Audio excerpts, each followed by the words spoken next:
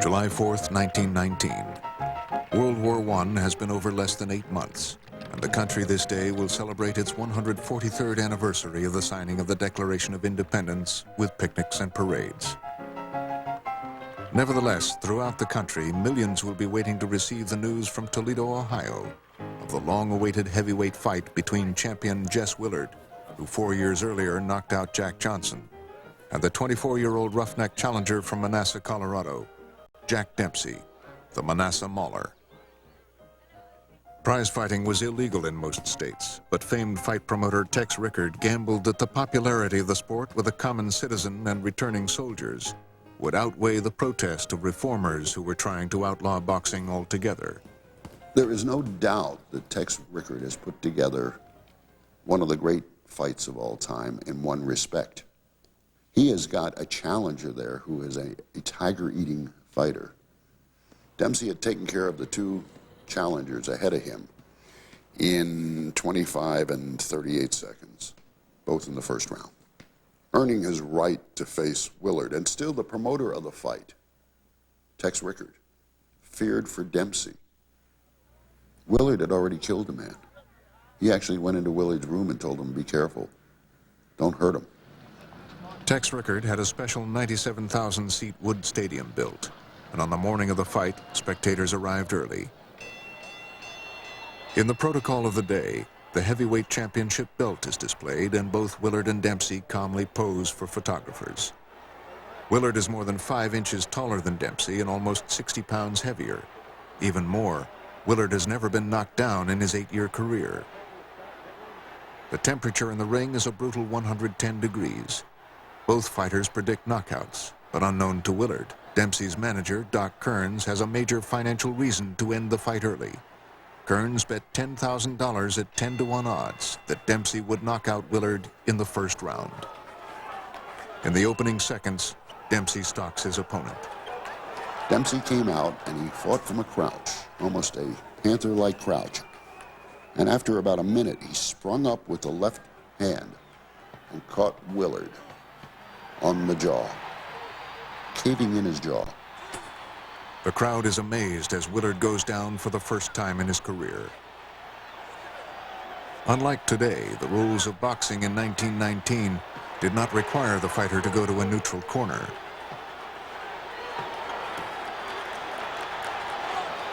The Dempsey-Jess Willard fight would have been stopped in the first round today. Jess Willard is knocked down repeatedly. He gets up and he's knocked down. It's grotesquely comic. This very tall man, he's like a giant. And Dempsey would crouch and go low, and he was sort of like a force of nature. Boxing was more of a gentleman's sport before Dempsey. And Dempsey had this sort of sensual approach where he basically wanted to kill his opponent and rush across the ring, and people had never seen anything quite like that before. He went after Jess Willard right away, like a black panther on a huge elephant. He got right on him, and he just, I don't think Willard hit Dempsey once. No, he just went after him, and he could kill that man.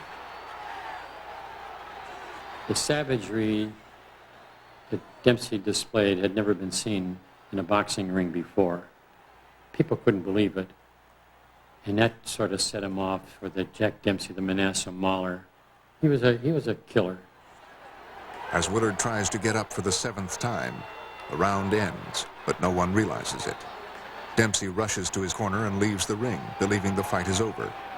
The euphoria for Dempsey lasts about 30 seconds.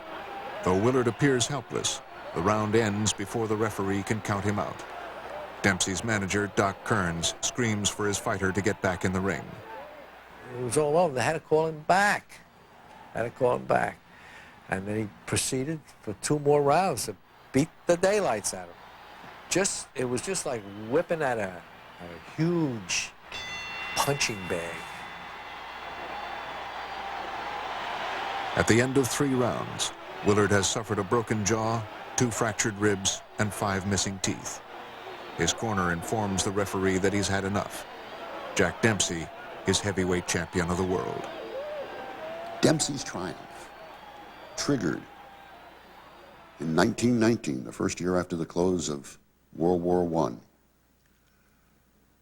a new era in sports. It was an era Paul Gallico called the golden age of sports. And the first man who was in the pantheon of greats was Jack Dempsey, Babe Ruth, Bill Tilden, Red Grange, and Bobby Jones. But the first, July 4th, 1919, Jack Dempsey. 6 months after knocking out Jess Willard, the Roaring Twenties were ushered in with several important events. On January 16, 1920, the 18th Amendment to the Constitution, prohibition, became law. The selling of liquor became illegal. That same day, the first assembly of the League of Nations convened in Paris. In March, Mary Pickford, the sweetheart of the screen, married Douglas Fairbanks. The 19th Amendment gave women the right to vote, and in November, Warren G. Harding was elected President of the United States. In the midst of these events, Dempsey put his title on the line only twice in the next 2 years, knocking out both his opponents. But the gates were small. The public was looking for another spectacle that would equal the Willard-Dempsey brawl.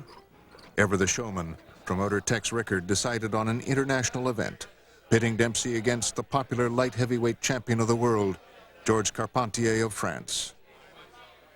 Carpentier was a war hero. To create interest, the draft-dodging stories that would plague Dempsey throughout his career emerged. Jack got a bad rap in World War I because he was declared ineligible for supporting his family. But he had a very sharp manager named Jack Kearns. So Kearns had him appear at a working site, and they had him with a sledgehammer in his hand and these working clothes on, except his patent leather shoes were showing underneath the pants. It made very bad press for Jack. As he did in Toledo, Rickard built another stadium at Boyle's 30 acres in Jersey City, New Jersey. It was boxing's first million-dollar gate. 20 camera crews were there to record the fight for posterity. This fight would also present a communications first, the first national radio broadcast. For the first 3 rounds, the fight is even. But in the 4th round, Dempsey, on the left, uses his weight and strength to take over. He again becomes the tiger that pulverized Willard. He sends Carpentier to the canvas, apparently for the count. But suddenly, at the count of 9, Carpentier leaps to his feet. 5 seconds later, Carpentier is down for good. Sitting in the stands, studying the fight, is a young boxer who had just won his match on the undercard. He is convinced he sees a flaw in Dempsey's style. The fighter's name, Gene Tunney. The more he thought of it, the more convinced he became. But he found that one night when he studied Carpentier, he saw that Dempsey was really a pushover for a right cross, a normal right punch to the jaw. But Dempsey was hard to hit, and he was a man that used to put brine, beef brine, rub it into his face all the time, and toughen his skin, so it was hard to lacerate his skin and draw the blood. He used to chew pine, so his jaw just became like iron. It was very hard to knock out Jack Dempsey, extremely hard to land a punch. 2 years after knocking out Carpentier, Dempsey would defend his title again, winning a 15-round decision over Tommy Gibbons. During those years of inactivity, Dempsey was seen in newsreels, trying to change the savage boxing image that the public had of him. He would delight audiences by playing with children, making public appearances, and hobnobbing with a Hollywood crowd who idolized him. At a charity event, Charlie Chaplin challenged him to a fight, yelling at Dempsey that he would knock him out and take the title away. The ever-obliging Dempsey amused audiences as famed actor Douglas Fairbanks refereed. With a come-from-behind victory, Charlie Chaplin had knocked out the heavyweight champion of the world. Dempsey had defended his title only 4 times in 4 years, and the public was clamoring for more. Promoter Tex Rickard decided on another international extravaganza, similar to the one with Georges Carpentier of France. He would pit Dempsey against the massive champion from Argentina, Louis Firpo, undefeated in 26 straight fights, 21 by knockout. 80,000 fans jammed New York's Polo Grounds on September 14, 1923. One of them was 13-year-old Nat Rossoff. Firpo was a wild, swinging boxer. Dempsey was a fighter. He came in advancing, crouched, bobbing and weaving, ready to tear his opponent apart. His whole being, seeing the expression on his face, if you could see his eyes, they were blazing. Couldn't wait to get to his opponent. Dempsey knocks Firpo down early and often. After 7 knockdowns, Firpo retaliates. Living up to his nickname, the Wild Bull of the Pampas, he knocks Dempsey out of the ring. He landed in the boxing writer's table, just on the fringe of the ring, and I was sitting about 4 rows back in the ringside on the side that he came out. I saw the reporters who were sitting there pushing him in the back, helping him back in. Fans were just up on their toes and screaming, and it was a very, very exciting moment. And when he got back into the ring, everyone was on their feet. They figured that Dempsey was going to go back down again, but he didn't. In the second round, Dempsey comes out as he did in the first. A left hook and a right send Firpo down again. After 3 minutes and 57 seconds of punishment and 9 knockdowns, Firpo is finally out for good. Jack Dempsey retains his title. It was a Babe Ruth home run. It was a Red Grange 100-yard kickoff return. This was excitement. This wasn't safety first. This was safety last. And in the Roaring 20s, and it had become as such, excitement was the name of the game. And Dempsey was feeding it. For the next 3 years, Dempsey did not step into the ring to defend his title. Rather, he appeared in motion pictures and stage productions and took time out to marry Hollywood actress Estelle Taylor. While Dempsey was capitalizing on his title without fighting, Gene Tunney was rising in the ranks, fighting 18 times without a loss. A 10-round championship bout between Dempsey and Tunney was scheduled for September 23, 1926, in Philadelphia. New York would have been promoter Tex Rickard's choice, but Dempsey's license in New York State was revoked when Rickard refused to match Dempsey against the superb black contender Harry Wills. Rickard thought Tunney was an easy opponent for Dempsey's first fight in over 3 years. Everybody thought Dempsey would win, never realizing that one man was going down and the other fella was coming up.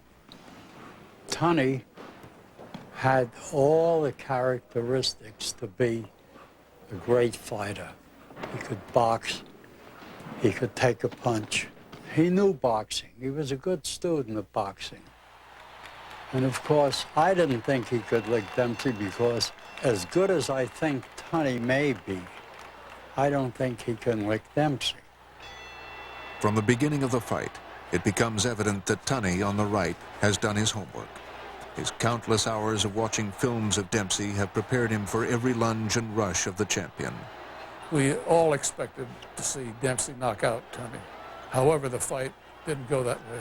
Tunney's superior boxing ability thwarted Dempsey's rushes. He was a counterpuncher. Dempsey would rush in, throwing his punches rather wildly. Tunney would meet him with a left jab, and in the first round hit him with his right that jarred Dempsey. When the bell ends the fight, most people believe that Tunney has won every round. On the day that Tunney beat him, 6 of the 8 columns of the New York Times, page 1, were on the fight.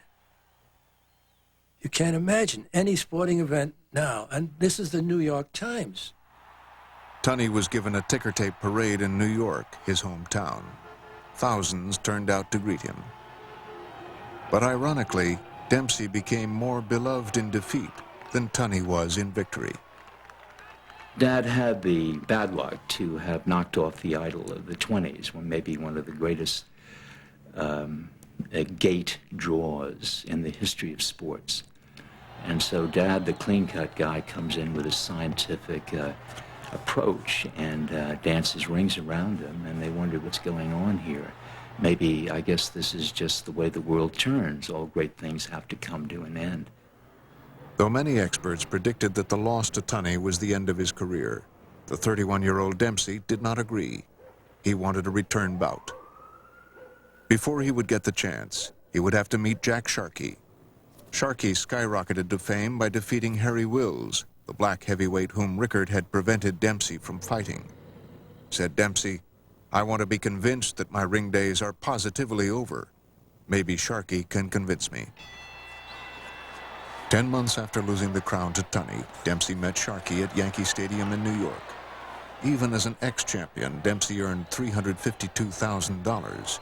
At the time, the highest-paid baseball player was Babe Ruth, who on his way to hitting a record 60 home runs, received just $70,000 for the entire season. For 6 rounds, Sharkey is outpointing Dempsey.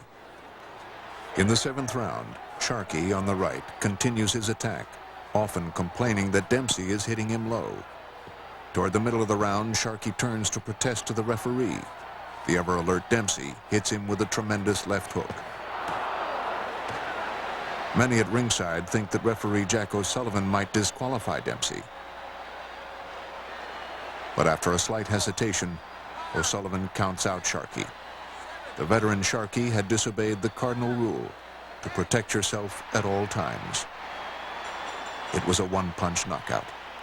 He would do anything to win. He was just a mean old critter, as they say down south. But that's the result that he wanted, you know. Dempsey was now certain he would meet Tunney again and win back his title. The fight was scheduled for September 22nd, 1927 at Soldier Field in Chicago, almost a year to the day after they last fought. Dempsey was still the favorite of the fans and the betting favorite for the second fight, although there shouldn't have been a reason for it. But a lot of people do not bet with their heads, they bet with their hearts. A lot of that money came from Al Capone, who was a big Dempsey fan. At the contract signing for this fight, Dempsey demanded something that had never been in the rules before.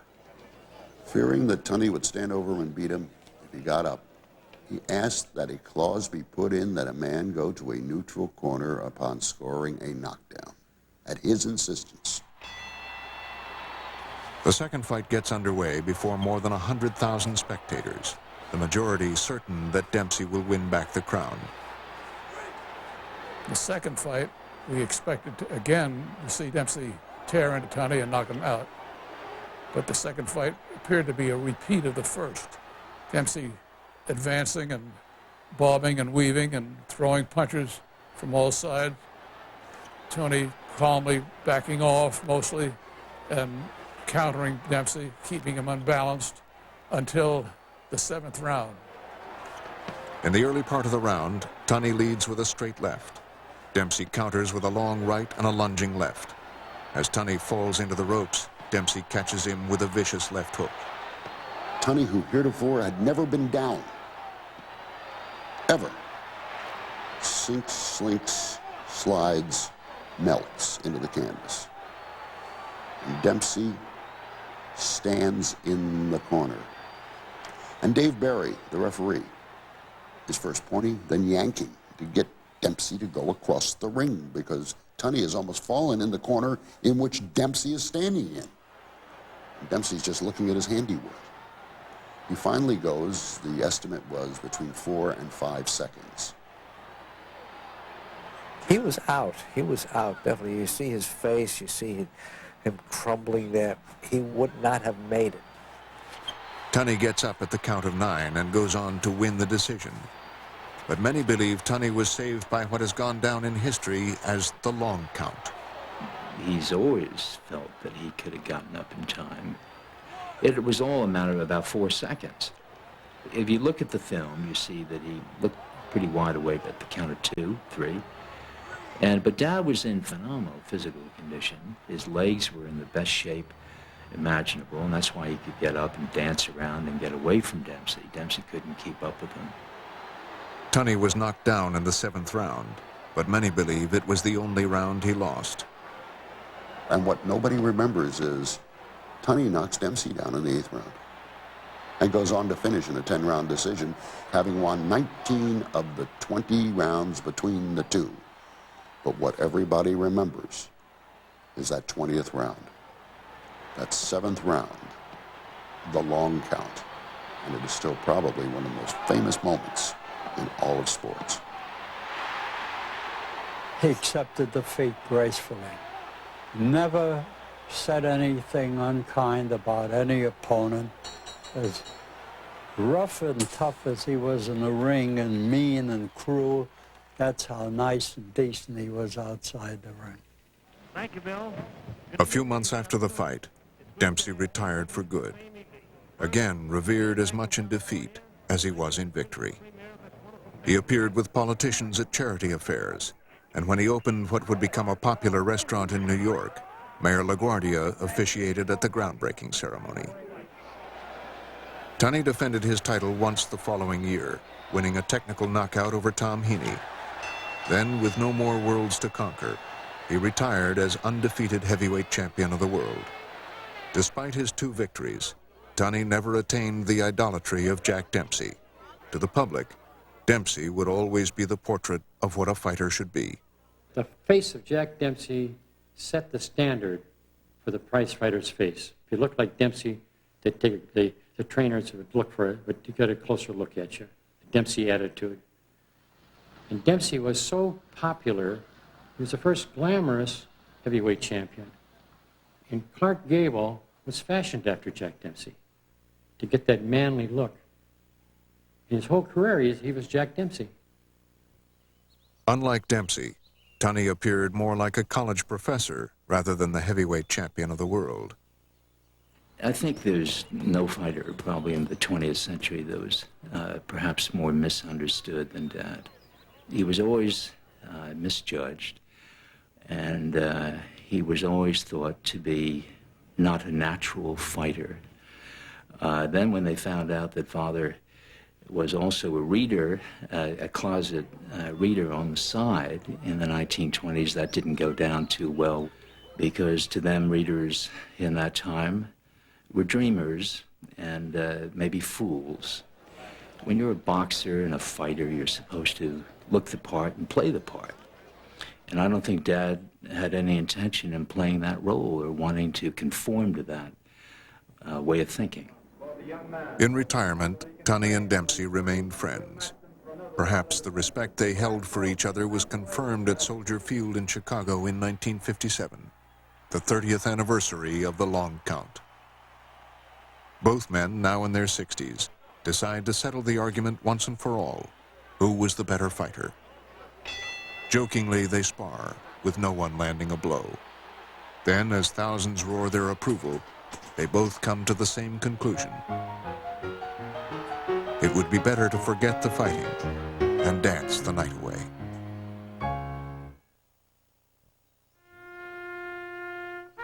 This is Arlington National Cemetery, the revered final resting place for America's great heroes. Men and women honored by their nation for their lifetime contributions to the country in war and peace. It is hallowed ground. The marble markers tell a story of America, none more dramatic than that of a man who created history.